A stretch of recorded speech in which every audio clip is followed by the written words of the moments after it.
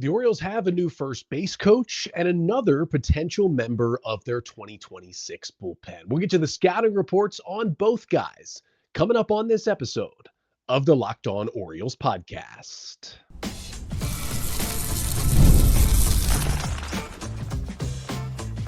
You are Locked On Orioles, your daily Baltimore Orioles podcast. Part of the Locked On Podcast Network, your team every day. Hey there, Orioles fans. Today is Wednesday, November 12th, 2025, and welcome back into the Locked On Orioles podcast, part of the Locked On Podcast Network, your team every day. As always, I'm your host, Connor Newcomb. And coming up on today's episode, we're going to talk about a couple additions to the Orioles organization earlier this week. Enoli Paredes, a right-handed pitcher, was signed to a minor league deal. He's got a good chunk of big league experience over the past few years and could be a legitimate guy to compete for a bullpen spot in spring training. And then we'll chat about the Orioles' new first base coach, as we'll learn a little bit more about Jason Bourgeois. But that is all coming up on this episode of the Locked On Orioles podcast, which is brought to you by FanDuel. Right now, new customers can bet just $5, and if your bet wins, you'll get $300 in bonus bets to use across the app. So just download the FanDuel app today. And of course, want to thank you for tuning in to Locked On Orioles. We are part of the Locked On Podcast Network, now the #1 sports podcast network. So we'll start with a couple of additions to the Orioles organization this week, and we will begin on the player side. Another intriguing reliever has been added to the organization. Enoli Paredes has been signed by the Orioles to a minor league deal on Monday. It was first reported by Ari Alexander of ABC7 in Boston, and then later confirmed by the Orioles. It is a minor league deal with an invite to big league spring training for Paredes. Now, who is Enoli Paredes? Well, he is a 30-year-old right-handed reliever who did not pitch in the big leagues in 2025, but did pitch in the 5 seasons in MLB before that. Now, it hasn't been a ton of time. He's wrapped up 54 career big league innings since he debuted in 2020. Now, Paredes was initially an international signing as a teenager, and it was the Astros who signed him out of the Dominican Republic back in 2014. And of course, back in 2014, that's when Mike Elias and Sig Mejdal and Eve Rosenbaum and crew were all working for Houston. So a obvious connection there with Elias being involved with Paredes coming into the Astros system, seeing him there for basically 5 seasons before leaving. This Orioles staff knows a good amount about Paredes. And he, kind of slowly made his way through the system as a starter, then converted to a reliever. And in 2019, he split the minor league season between high A and double A and was awesome that season. Huge strikeout numbers. He was Rule 5 eligible for the first time that offseason, and the Astros decided to add him to the 40-man roster to protect him from the Rule 5 draft. And because of that, it made sense for them to have him debut in 2020. And because of the pandemic, the expanded rosters in the 2020 season, Paredes did make his big league debut with the Astros in 2020. Now, he didn't have very good strikeout to walk numbers, but he did post a 3.05 ERA in 20 2/3 innings in that first season. And as the season went on, you remember, if you can remember back to 2020, if you even want to remember anything from that season, the Astros were coming off, losing the 2019 World Series to the Nats, and then everybody found out about the trash can banging scheme. But it was kind of the same group of Astros talent, but they really had a bad season. They barely came on strong enough at the end to just squeak into the expanded playoffs that year. But the Astros, despite their bad record, made it all the way to Game 7 of the ALCS before bowing out against the Rays that year because, they kind of had more playoff experience than everybody else. But by the end of the year and in the postseason, the Astros, they weren't using Paredes as their top reliever, but he was a leverage guy. He pitched 7 times in that 2020 postseason, did give up 4 earned runs. Now, he got some big outs early in the ALCS, but in Game 3 against the Rays, he gave up some pivotal runs in a big spot in the 5th inning that allowed the Rays to take Game 3 and go up 3-0. The Astros would then win the next 3, force a Game 7, and lose to Tampa Bay. But Paredes looked like a guy who would be a future bullpen piece for the Astros. But he came back in 2021 hoping to be on the opening day roster and a big part of the bullpen. And instead, it just kind of didn't really happen for him. Over the next 2 seasons, 2021 and 22, he pitched in only 15 total games out of the Astros bullpen in those 2 seasons, just kind of fell out of favor, right? His walks became a much bigger issue. And then in 2023, he never made it back to the big leagues. He was stuck in AAA all year. He had a 19% walk rate and a 4.8 ERA in 54 innings in AAA, and that's why Houston kept him down there. So after that 2023 season, the Astros kind of gave up on him. They removed him from the 40-man roster, and he signed a minor league deal with the Milwaukee Brewers that offseason. If any team can get the most out of a relief pitcher, it's probably the Brewers, the way they build their bullpens. And he was dominant in AAA to begin the 2024 season. And with some injuries, the Brewers called Paredes up in late May to join the big league bullpen. And he was pretty good.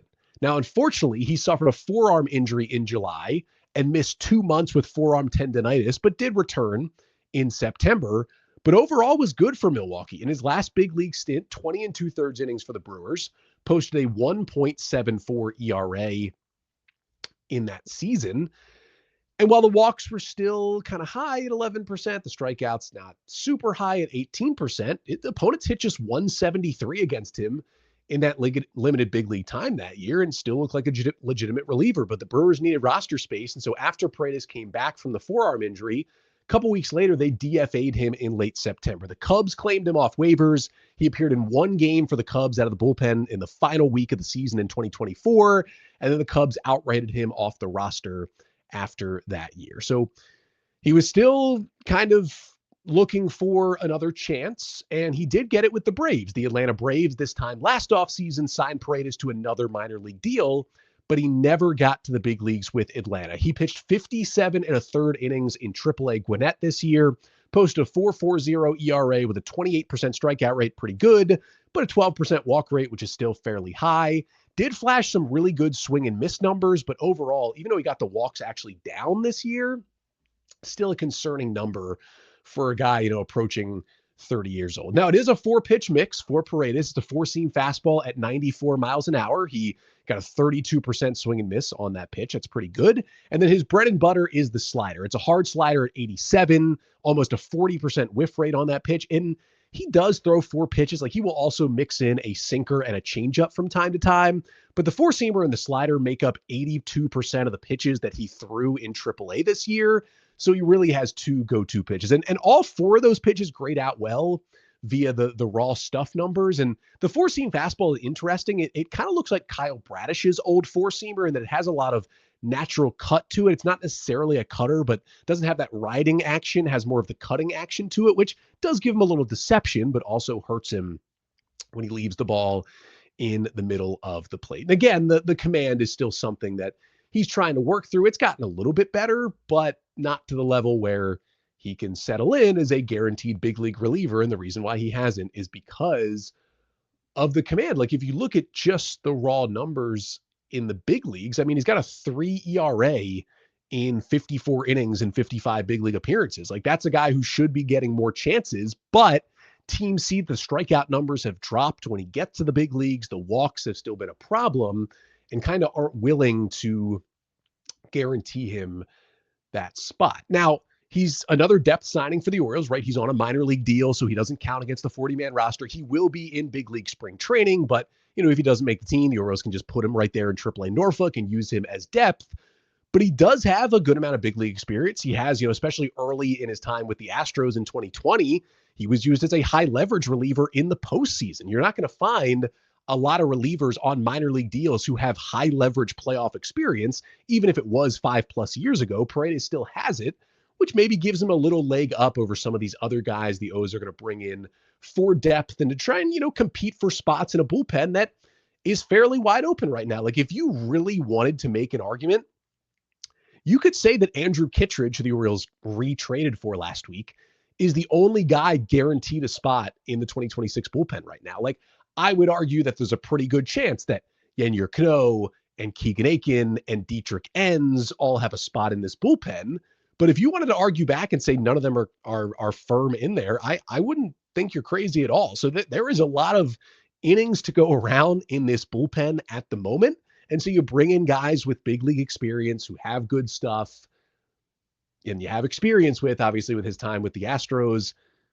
No such thing as bad depth. Even if he spends most of the year in AAA Norfolk, if he pitches well, maybe he can always come up later in the season. He is out of minor league options, so once the Orioles would call him up to the big leagues, he would no longer have that roster flexibility, but always nice to have depth of a guy who's pitched a good amount in the big leagues and had some success in that stretch as well. But speaking of some experience, the Orioles are continuing to put together the coaching staff for Craig Albertaz. And we got reports of another hire on Monday. Jason Bourgeois is the Orioles' new first base coach. I'll tell you about him coming up next. But first, this episode of the Locked On Orioles podcast is brought to you by Game Time. The NFL season is back, and honestly, there's nothing better than being in the stadium surrounded by fans cheering on your team. But let's be honest, getting tickets can be a hassle between queues, login screens, and prices jumping at checkout. It's frustrating. So that's why I use Game Time, the app that gives the advantage back to fans. Game Time is fast, it's easy, and it's backed by the Game Time guarantee. You'll always get 100% authentic tickets delivered on time and at the best price. Plus, all fees are included, so the price you see is the price you pay. And I can pull up Game Time just a couple of taps. I'm thinking about going to Ravens Jets in a couple of weeks. I'm talking about tickets lower than $100 on the app. So download the Game Time app, create an account, and use code LOCKEDONMLB for $20 off your first purchase. Terms apply. Again, that's promo code LOCKEDONMLB for $20 off. Swipe, tap, ticket, go. Download Game Time today. So as the offseason has officially gotten underway, right, we are waiting for the Orioles to make some moves. The GM meetings are happening right now. The GMs are kind of talking to each other for the first time. Stuff doesn't really happen for another month or so, usually until the winter meetings, but you hold out for some maybe lower level signings here or there. You know, we've seen the Orioles go get Andrew Kittredge and Leody Taveras and some minor league deals and some waiver claims that we've talked about, but the O's still have to fill out the entirety of their coaching staff under new manager Craig Albertaz. We know that they, got rid of the entire hitting coaching staff. They brought in Dustin Lind as the main hitting coach. They're probably also going to hire at least one assistant hitting coach that needs to be named. It seems like the pitching group of Mitch Plasmeyer, Ryan Klimek, and Drew French is going to stay in place, which I think is a good move by the Orioles. Still kind of TBD on Buck Britton. We know Robinson Chirinos is most likely gone, so the Orioles will need a new bench coach. But they also had Anthony Sanders, their first base coach, leave to take the same job with the Detroit Tigers, which meant the first base coach job, which also works with base running and with the outfield defense, was open until now, as Andy Kuska of the Baltimore Banner reported on Monday that the Orioles have hired Jason Bourgeois as the new first base coach. Now, if you're a fan of 2000s baseball and maybe early 2010s, Jason Bourgeois is some absolute remembering some guys hire by the Orioles. And, I had talked about someone like Antoine Richardson maybe being a good first base coach hire for the Orioles. He was hired by the Braves instead, even though he had that connection to Albertaz. But Bourgeois has been in the big leagues for the past couple of years, has been the first base coach for the Chicago White Sox for the past 2 seasons. There and then seemingly here, he handled not just first base coaching duties, but also outfield defense and base running. Now, if you look at the raw numbers for what Bourgeois was overseeing, the White Sox were at -6 runs via StatCast base running runs, basically looking at your total team base running. Is it costing your team runs or adding runs? The White Sox base running was costing the team 6 runs. That was 29th in baseball. But a lot of that stemmed from being 29th at taking extra bases. They were not very aggressive. They were not very good at that last year. The Orioles were pretty average at that. It's not something that was much of a problem. The Orioles, however, were 25th in stolen base runs. They were actually hurting themselves last year when they were attempting stolen bases. Meanwhile, the White Sox were 10th in that category and also improved from 2024, Bourgeois' first year. So maybe that's somewhere where he can help. The White Sox were 6th in StatCast runs on stealing second base specifically, but they were 29th in just raw stolen base attempts. So what it really feels like is Bourgeois got these guys pretty good at being better base runners, better base stealers, but more of the either, from the manager, from Will Venable, or the organizational philosophy was like, we don't really want to run that much. And so they were 29th in stolen base attempts, but when they did run, they were pretty good, especially when they were stealing second base. And that is something the Orioles just frankly need to be better at in 2026. In terms of the outfield defense part of it, the White Sox were pretty bad out there last year. Brooks Baldwin and Andrew Benintendi, who played a lot of outfield, were two of the worst outfielders defensively in baseball by fielding run value at StatCast. But you take that with a little bit of a grain of salt, right? The players on the White Sox are generally bad.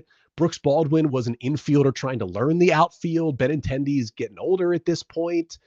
It's not a very good organization, as we know, so you can't hold all of that, the talent and the org he was giving, over the head of Jason Bourgeois. Now, before joining the White Sox, he kind of worked for the polar opposite organization. And if you want to say, oh, the Orioles are hiring someone from the White Sox, how can he be a good coach? Well, maybe take a look at his job before that, because for the previous 5 years, he worked for the Dodgers. And the Dodgers generally are hiring and paying the best people to be their coaches. Bourgeois was hired as a coach in A-ball with the Great Lake Loons in the Dodgers system in 2019.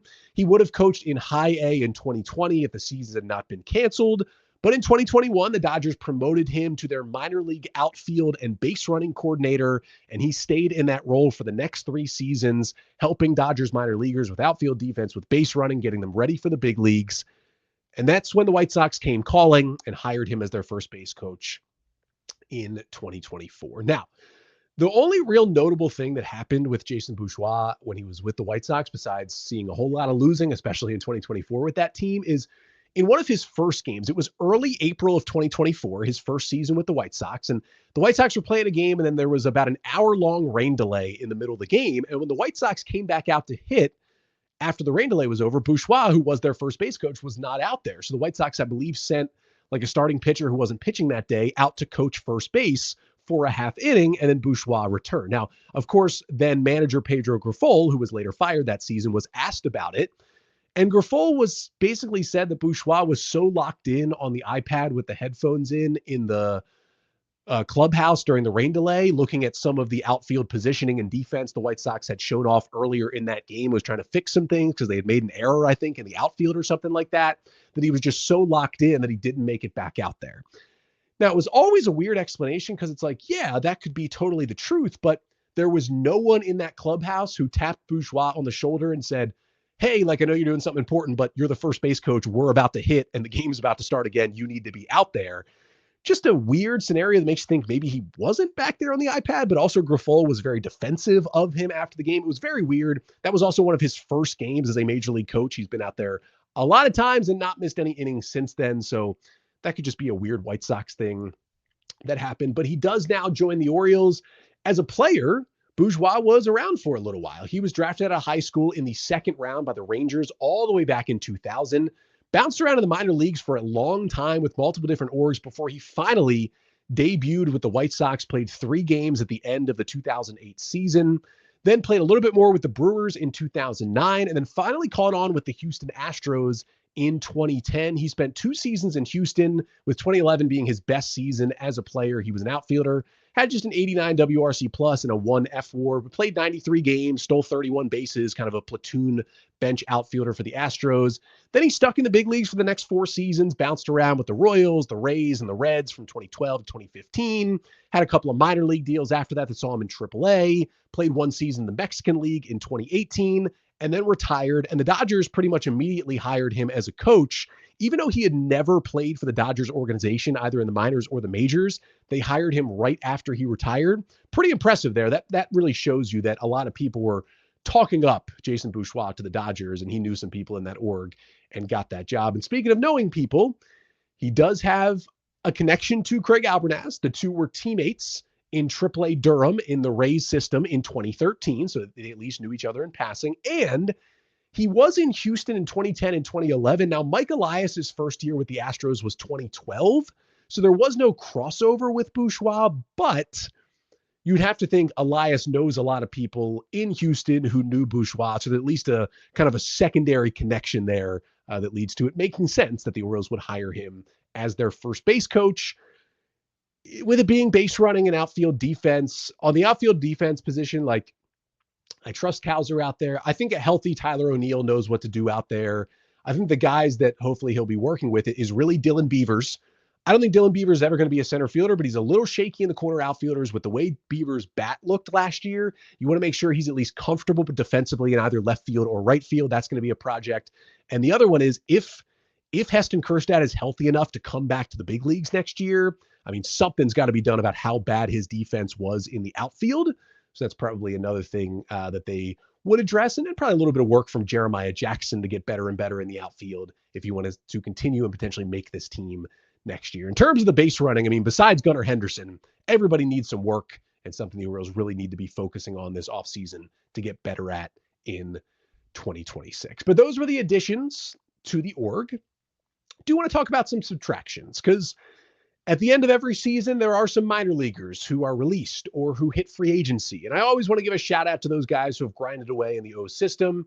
So I want to give just a quick shout out to a handful of players who hit free agency this week. That's coming up next to finish off the show. But first, this episode of the Locked On Orioles podcast is also brought to you by FanDuel. The NBA is back, and there's no better place to get in on the action than FanDuel, the official sports betting partner of the NBA.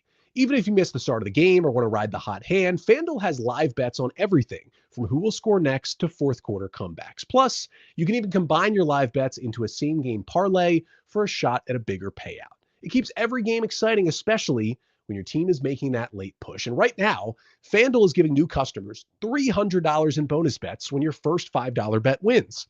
So head to FanDuel.com and sign up and play your game with FanDuel, the official sports betting partner of the NBA. So I wanted to give a shout out to some guys. I do this throughout the season, usually around the draft or the trade deadline when guys are getting released. At the end of the season, it's a mix of both. Some guys are released more likely their time on their minor league contract comes up, whether they were on a one-year deal or they were drafted and they never got to the big leagues and they basically become a minor league free agent. And you always just want to shout out the guys who, grinded in the minors. Maybe they made the big leagues briefly, maybe they didn't, but to wish them well, whatever's next. They always could come back to the Orioles, but I always like to talk about these guys on the show to make sure they get a little bit of love before they go to potentially another organization or even kind of have their baseball career end as well. So these are all Orioles minor leaguers who one way or another hit minor league free agency over the past 2 weeks. First one is 28-year-old right-handed pitcher Logan Reinhart, who did not pitch at all this season after getting his second Tommy John surgery early in the year. His first one was in 2021 when he was with the Mariners org, and then got another one this year. Now, Reinhart made it to AAA briefly at the end of 2024 for the first time in his career after posting a 2.57 ERA as a reliever in AA Bowie that season. So even though he was older, there seemed to be a chance maybe that he could get himself to the big leagues, but the Tommy John just put that on the back burner. Now, Reinhart came over in a trade in 2023 when the Orioles DFA'd Edward Bizardo. They got claimed by the Mariners, and the O's were able to get Reinhart in a mini trade to get Bizardo over to Seattle. Now, if you recognize the name Edward Bizardo, it's not just because he pitched a handful of games out of the Orioles bullpen in 2023. It's because he became one of the main setup man for the Seattle Mariners this year. And of course, he was awesome for Seattle all year. And then threw the pitch that ended their season, the 3-run homer by George Springer in Game 7 of the ALCS, kind of made him famous for a different reason. But Logan Reinhart, we wish you well. Next one is 23-year-old right-handed hitting infielder Norbert Romero. Now, he spent most of this season in AA, but was kind of just a filler player. He hit just 158 with a 20 WRC plus and missed the final 3 months of the season with injury. The reason why Romero is notable is that he was traded to from the Red Sox to the Orioles at the 2019 deadline for Andrew Kashner. For those online Orioles fans out there, if you know, he was one of the 2 players sent over in the That Seals the Deal trade. And Elio Prado, the other one, was released last year. So Romero was the only one left. Now he hits free agency as well. 23-year-old left-handed pitcher Chipper Menard was also released. He signed as an undrafted free agent out of Louisiana Monroe after the draft in 2024. Didn't pitch down the stretch last year, debuted in Delmarva this year, had a 6.04 ERA in 28 1/3 innings at low A, and then Menard was released. Michel Deson, the 23-year-old right-handed hitting outfielder who has not played in an Orioles minor league game since 2022, missed 3 full seasons, but remained in the organization, presumably due to multiple injuries, but I never really found out what the exact things that were going on with Deson. Now, back in 2022, the last time he was playing in games, he was 20 years old, and FanGraphs ranked him the number 25 prospect in the Orioles system. Like, he had some cachet. He came over to the O's in the 2020 trade with the Rockies that sent Michael Givens to Colorado and got the Orioles Deson along with Tyler Nevin and Terrin Vavra. But just injuries and whatever it was shut him down. I wish him the best, whatever is going on there, but he is finally released after not playing for 3 seasons. Next one is 27-year-old right-handed pitcher Houston Roth, who really grinded his way through the Orioles system. Selected by Mike Elias and the Orioles in his first draft, a 29th round pick out of Ole Miss back in 2019, a round that doesn't even exist in the draft anymore. Roth, who grinded through injuries and other things all the way up, was finally called up for a few days this year in August, I believe, but never got into a game to debut and then was sent back down to AAA. Solid numbers in AAA this year, 41 innings, 3.32 ERA with a 25% strikeout rate and a 12% walk rate. Had a four-seam fastball at 92, but had good vertical movement, had a solid sweeper. He's only 27, so if he wants to keep playing, I'm sure another team will give him a minor league deal and stick him in AAA as depth. Maybe even the Orioles will bring him back, but I hope Roth gets at least one more chance to get called up again and actually get into a big league game. Next one is 28-year-old right-handed pitcher Thaddeus Ward, who the Orioles claimed off waivers from the Washington Nationals last offseason, then kind of cleared him through waivers and kept him in the organization in AAA as depth. He had pitched in the big leagues with the Nationals in 2023 after they scooped him up as a Rule 5 pick, but it didn't go super well, and then they later DFA'd him. He spent all year in AAA. While he wasn't great, right? 32 appearances, 23 starts, had a 5.34 ERA in 120 innings. At the end of the day, he ate 120 innings for the Norfolk Tides. He was second only behind Cameron Weston. It was 13th overall in the International League in AAA in just innings pitched this year. So even though he wasn't great and it was a good sweeper, but otherwise kind of iffy and was never really that close to even a big league call up, even when the Orioles were cycling through so many arms in the bullpen after the trade deadline, it's always nice to have someone in AAA who you can just count on every 5th or 6th day to take the ball, give you 5 or 6 innings, and keep everybody else healthy and on rotation. We salute Ward for that one and hope he finds another gig that gets him back to the big leagues. Next one is 29-year-old right-handed hitting catcher Jackson Reitz, who played 22 games with the Norfolk Tides this year, had a 78 WRC plus. He was just a panic signing by the Orioles. The O's signed him to a minor league deal in the middle of the season when all the catchers were hurt. This was when like Adley was on the IL and Gary Sanchez was on the IL, and then Maverick Handley also got hurt, and then Chadwick Tromp also got hurt, and the Orioles had Alex Jackson and Jacob Stallings as their catchers, and they basically had nobody besides Basayo left in AAA, so they just needed a catcher to be a warm body, so they signed Jackson Reitz to do that. Not surprising that he was released after that. And the final one is probably the biggest name out of all these guys because he's the only one who actually played in the big leagues with the Orioles, and that is 25-year-old left-handed hitting infielder Liván Soto, who came over to the Orioles along with Austin Slater in a small trade with the Cincinnati Reds at the 2024 deadline. Though remember, the Orioles got so injured down the stretch last year that Soto was on the roster for most of like the final 2 months of the year, got into 12 games as kind of a reserve infielder, even started a couple of games for the O's when their offense was so lacking. They tried something, and Soto did get on base and get a hit a couple of times there. But he went back to AAA this year and was not called up again. He was outright off the 40-man, and he really, for the first time, was not good in AAA. Soto had put up some good AAA numbers previously, which got him to the big leagues with the Angels and then eventually with the Orioles. But 96 games, about 360 plate appearances in Norfolk this year. Soto hit just 195 and posted just a 59 WRC plus. His defense is still really good at all 3 infield positions, and the O's really like that defense, so they may try and bring him back on a minor league deal to continue to be depth. But that offensive season was so bad. I think the Orioles were okay with letting him walk this offseason. But that'll do it for today's episode. Thank you so much for tuning in. Make sure to like, comment, and subscribe to the Locked On Orioles YouTube channel. Make sure you subscribe or follow wherever you listen, Spotify or Apple Podcasts. If you can leave a 5-star rating and a review there, it really helps out the show. And if you want to talk some ball, mailbag questions, Orioles questions, feedback on the show, whatever it may be, you can always email me, lockedonorioles@gmail.com. I said this yesterday, and then after I recorded, I found out about Enoli Paredes. I found out about Jason Bourgeois, but I'll say it again today. I'm recording here on Tuesday evening. If there is no Orioles news, hiring, signings, whatever, in the next 24 hours, we are finally going to get into some free agency talk on tomorrow's episode. I want to kind of audit my free agency predictions from last year to get us ready for this offseason. So that is hopefully coming up on tomorrow's episode. But until then, I'm Connor Newcomb, and this has been the Locked On Orioles podcast, part of the Locked On Podcast Network. Your team every day.